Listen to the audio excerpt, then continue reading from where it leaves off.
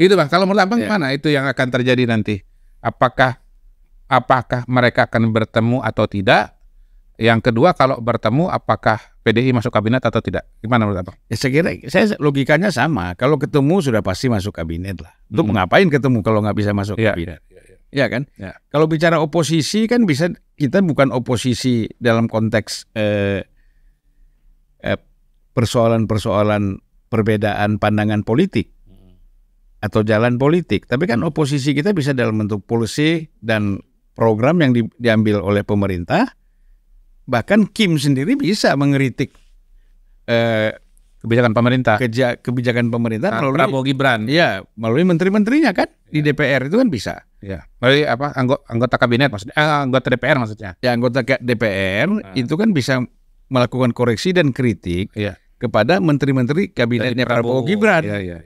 Kan masih bisa. Betul. Jadi kita oposisi kita jangan dianggap seperti dalam sistem parlementer. Iya, betul. Ya kan? Betul. Nah, jadi Ya, konsep oposisi kita memang bukan berdasarkan partai tapi berdasarkan trias politika, ya di mana eksekutif dikontrol oleh legislatif.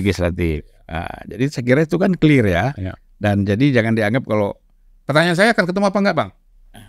Menurut Abang ini ketemu atau enggak nih? Nih, nanti netizen juga ya. ya, Tolong kolom komentar ya. Ini ketemu apa enggak nih? kalau saya Anda masih ketemu atau enggak gitu. kalau saya masih 50-50. 50-50. Nggak bisa saya mengatakan Ya, bahwa ya. pasti atau tidak. Iya. Tapi saya melihat 50-50. Karena Ibu Mega ini kan begini. Tergantung siapa yang bisa memberikan masukan. Kalau masukan yang dia terima banyak mengatakan jangan ketemu, ya dia nggak ketemu. Ya kan? Kalau kemudian banyak masukan yang mengatakan sebaiknya ketemu, dia akan ketemu. Dia kan tidak bisa selalu mengambil keputusan sendiri. Ini Bu Mega sikapnya seperti itu. Saya ulangi lagi, saya ingat ketika dia misalnya diperintah oleh George Bush untuk membuat satu sikap mendukung koalisi Amerika menyerang Saddam, dia selalu mengatakan nanti dulu saya harus berkonsultasi dengan DPR. Nah, jadi Bu Mega ini banyak memang kelihatan seperti dia itu seolah-olah mengambil keputusan sendiri. Sebenarnya enggak. Dia itu selalu berkonsultasi dengan orang lingkungannya terdekat. Nah, kalau lingkungan terdekat ini salah memberikan masukan, maka ini bisa jadi keputusannya berbeda. Ya, kalau misalnya lingkungannya mengatakan jangan ketemu, sebagian besar misalnya, ya udah dia nggak ketemu. Dia di internal itu sebenarnya dalam pengambilan keputusan dia masih ada demokratisasinya masih berjalan di dalam diri Ibu Mega itu. Ya. Nah, jadi mungkin masukan dari Puan juga diterima. Nanti kan ada lagi. Kita kan tahulah Nanan, Hasto. Dari ya masih juga ada Kepala BIN kan. Ada dari Pak Budi Gunawan kan sebagai katakanlah kader PDIP yang memang orang yang termasuk banyak mendapatkan informasi tentang rugi dan untungnya. Ya kan? Untung ruginya kalau bergabung atau tidak gitu.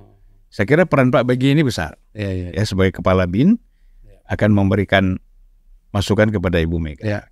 Kalau dari kacamata yang lain sebetulnya tanpa bicara bukan dari sisi Bu Mega ya, tapi dari sisi Abang sebagai orang luar, melihat PDI sebaiknya gabung dalam pemerintahan atau tidak? Kalau saya lihat gini, supaya clear ini semua, jangan lagi ada pemanfaatan. Ya kan? Jadi kalau PDIP tidak masuk ke dalam kabinet, ini kan akan dimanfaatkan terus orang-orang pinggir jalan ini. Ya kan? Supaya terus melakukan gerakan-gerakan protes yang mengganggu gitu. Nah, di dalam PDIP kan juga ada orang yang tetap connect dengan orang-orang yang kita bikin. Kenapa saya katakan di pinggir jalan? Karena nggak punya partai, nggak punya institusi. Dia mengkritik ini institusinya apa, partainya apa. Iya. Baru rencana mau mendirikan partai katanya, Bang. Oh, itu kan Pak Anies. Pak Anies kan dalam konteks ini sebenarnya tidak terlalu keras ya melakukan kritik. Ini kan kalau kita bilang kan Pak Mahfud, kemudian Refli Harun dan beberapa yang lain gitu kan, itu kan nggak jelas partainya apa. Kalau mereka ada organisasinya yang jelas, nah itu ini kan semuanya gerakan individual, ya kan? Nah, gerakan individual bisa dibilang juga ya gerakan liar lah, hal seperti ini, ya.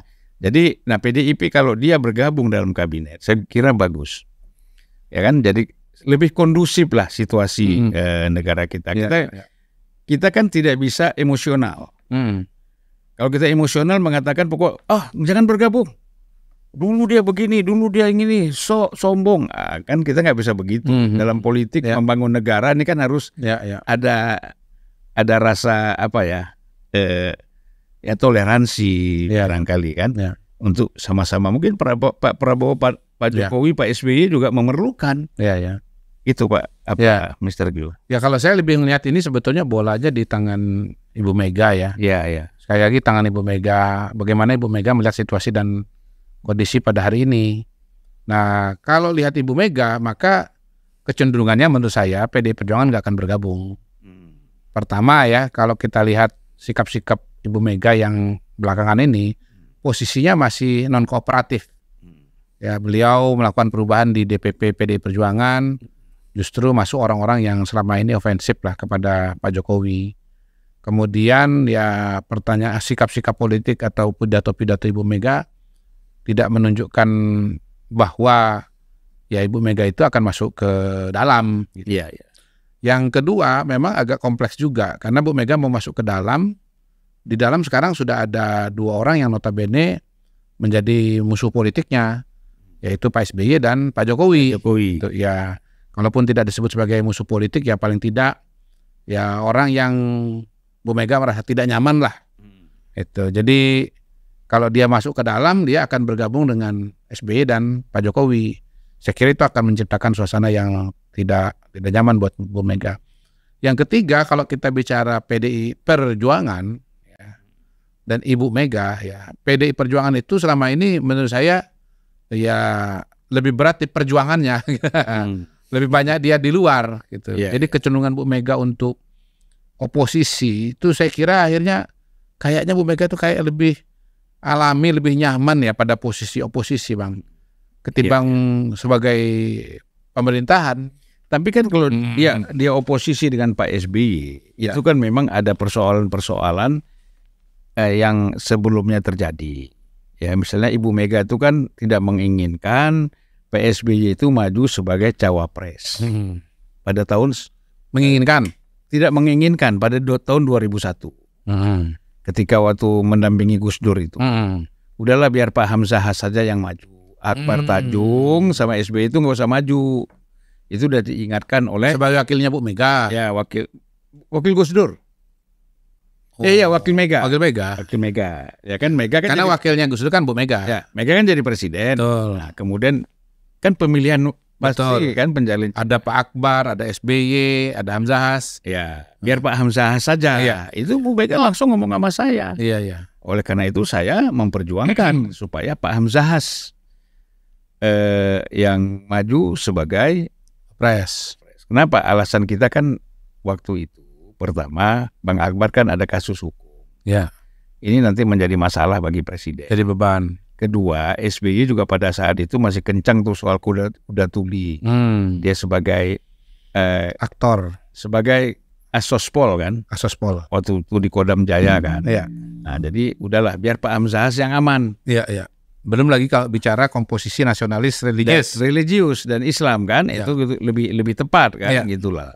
Nah, jadi kalau kita lihat di sini sangat beda.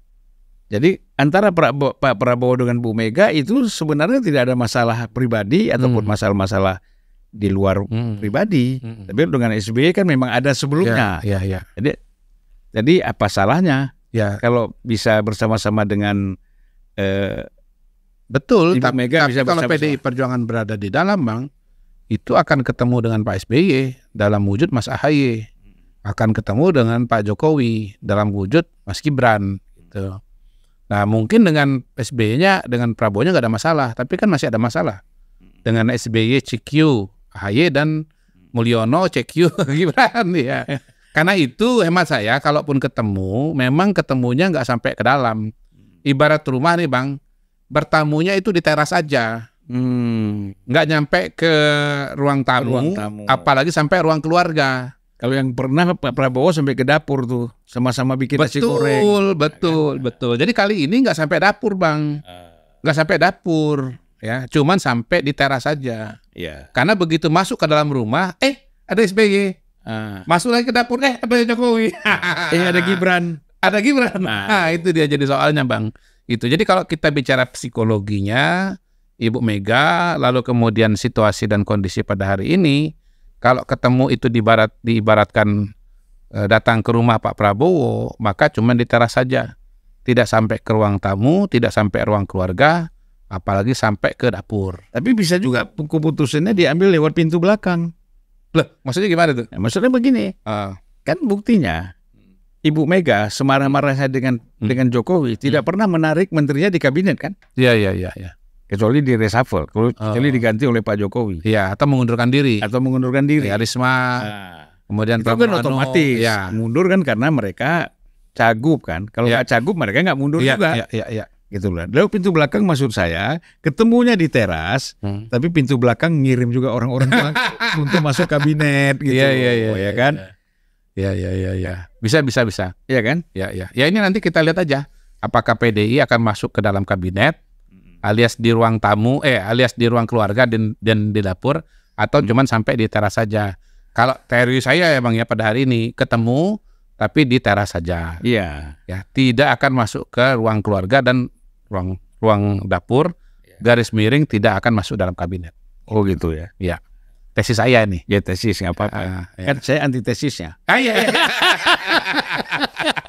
Walaupun sama-sama Mercy kita beda ya Bang ya. Beda. Soalnya kan Master Q pakai yang SUV, saya sedannya. Sedan. Kan? Mungkin belinya juga beda tempatnya ya.